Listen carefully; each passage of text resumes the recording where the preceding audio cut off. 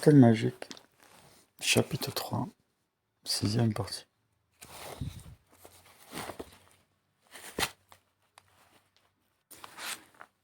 Un mot de trop. Non, dit Joachim. D'ailleurs, je ne peux pas aller très loin. À cette heure-ci, je descends d'habitude faire un tour à travers le village et jusqu'à Davosplatz, lorsque j'ai le temps. On voit les boutiques et les gens, et on fait des emplettes quand on a besoin de quelque chose, quoi. Avant le repas, on reste encore étendu pendant 1 heure et ensuite de nouveau jusqu'à 4 heures. Ils descendirent au soleil, sur la route par laquelle ils étaient montés. Franchirent le cours d'eau et les rails étroits, ayant devant leurs yeux le versant droit de la vallée, le petit Schärhorn, les tours vertes, et le Dolfberg que Joachim énuméra. Là, de l'autre côté, à une certaine altitude, se trouvait le cimetière de Davosdorf, entouré d'un mur, et que Joachim lui désigna également de sa canne. Puis ils gagnèrent la grande route, qui, un peu surélevée au-dessus du fond de la vallée, conduisait le long du versant descendant de par terrasse. D'un village, on ne pouvait d'ailleurs pas parler, du moins n'en restait-il que le nom. La station climatérique l'avait dévoré en s'étendant de plus en plus vers l'entrée de la vallée. Et la partie de l'agglomération qui portait le nom de village se rattachait sans changement visible à la partie dite Davosplatz. Des hôtels et des pensions, tous abondamment pourvus de vérandas, de balcons et de terrasses de repos.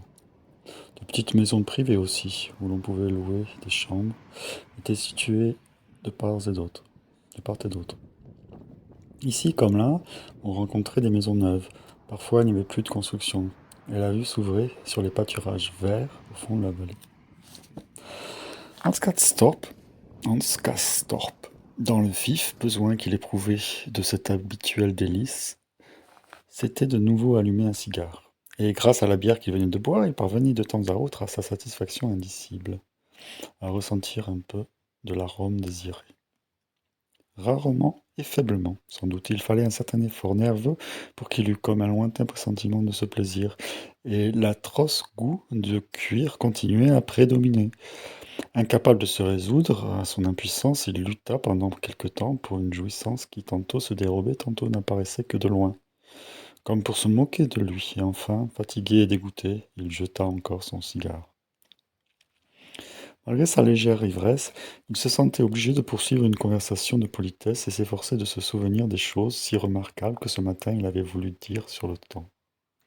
Mais il apparut qu'il avait oublié tout le complexe, sans le moindre résidu, et que sa tête n'abritait plus la moindre pensée sur le temps. En revanche, il se prit à parler de détails d'ordre corporel, et cela d'une manière assez singulière. Quand donc prends-tu de nouveau ta température demanda-t-il à Joachim. Après le dîner?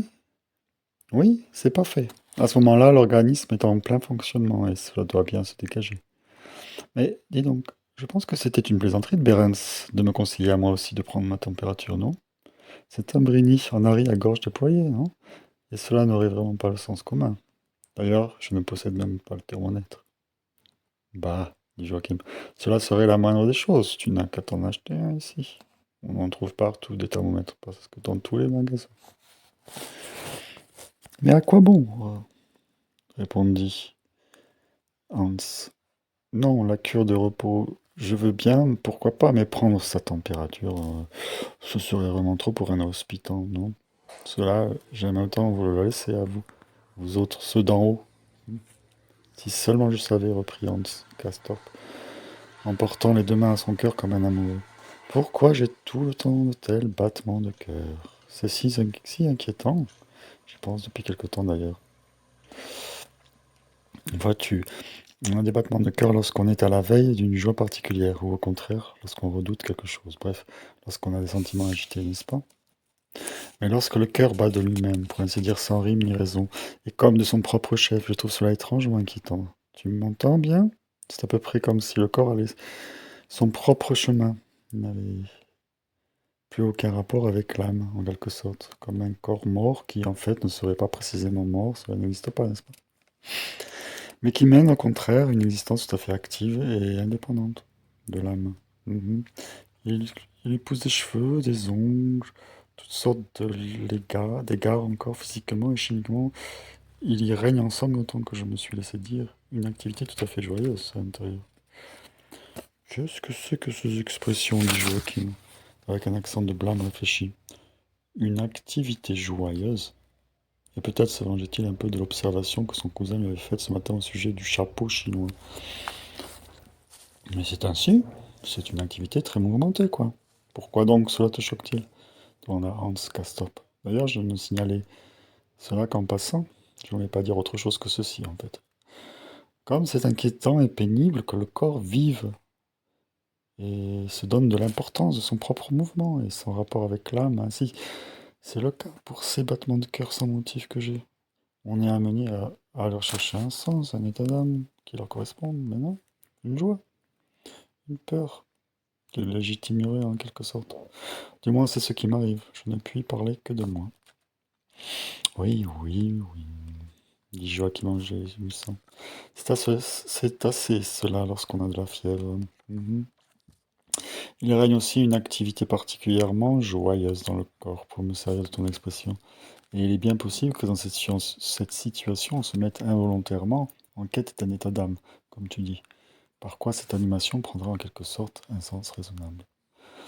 Mais nous parlons là de choses plutôt pénibles, dit-il d'une voix tremblante, et il s'interrompit. Sur quoi Hans Castorp se borna à hausser les épaules, exactement comme il l'avait vu faire la veille à Joachim. Durant un moment, ils marchèrent en silence, puis Joachim demanda.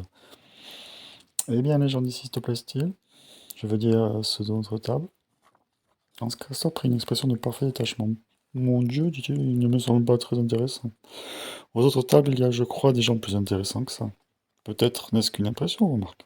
Madame Stuart devrait se faire laver les cheveux, je pense. Elles sont tellement gras. Et cette mazurka, là, comment s'appelle-t-elle? Me semble un peu sotte, non? Elle n'en finit pas de fourrer son mouchoir dans sa bouche à force de rire. Joachim rit à haute voix de la déformation du nom. Mazurka. C'est excellent.